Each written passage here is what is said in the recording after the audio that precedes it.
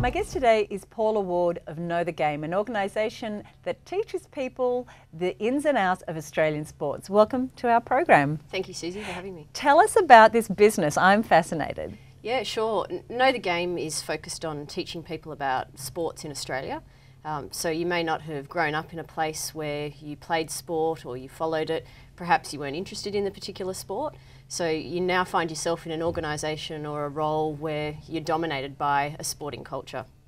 So whether your role is business development, chatting to the blokes around the water cooler, perhaps trying to engage with the senior executives and board members, and sport is a way to facilitate those discussions. So Know the Game focuses on educating people about sport who don't have a strong knowledge of sport so that they're able to be included and engage in those sorts of discussions or host clients at corporate sporting events. Now, you're a sports enthusiast, but sport hasn't been your background. No, not directly. However, I've grown up in a male-dominated family, worked in male-dominated organisations, so sport is something that I've grown up with and loved. Everyone in our family has played numerous sports over the years, so it's something that I've been passionate about for my life. The conversation has been for a while that, you know, some of the biggest deals are done on the golf course. Is this why women, particularly, should know more about sport? I think it's got a role to play in it.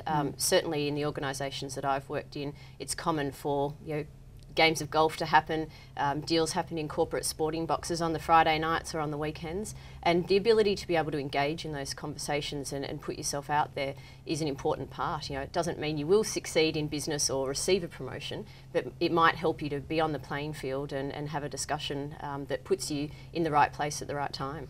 One of my very best friends is a keen rugby league fan. Now, she can name the players, the moves, the games, who's who. We'll be walking down the street and she'll see a player and she recognises them and knows their name, and they could even be from another country. She's really not your normal woman. Well, I think depending on where you grew up, I think I'm a Queenslander, born and bred, so sport is a part of what you do, what you see, and what you're involved with on a day-to-day basis. Perhaps depending on your cultural background, whether you grew up in Australia, it may not be the norm. So I think it depends on the background and upbringing that you've had and whether sport has been an interest for you as to whether you then can bring that to your role in a corporate sense.